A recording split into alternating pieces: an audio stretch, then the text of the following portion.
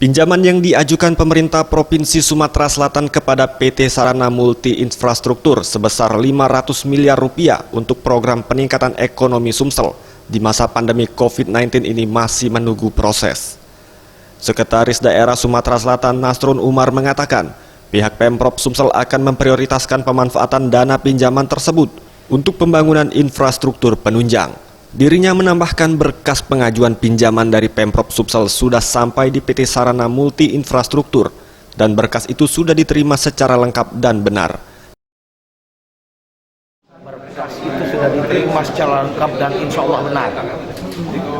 Sekarang dalam ongoing proses. Untuk diketahui saja, beberapa daerah yang telah lebih dahulu dari kita masih dalam proses dengan PT SMI, Sarana Multi Infrastruktur. Ya, sama-sama berdoa kita. Bagi kami, perhitungan besarnya kami lakukan sangat efisien.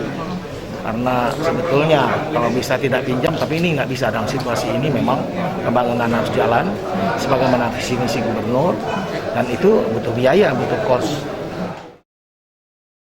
Tim Liputan Sriwijaya TV.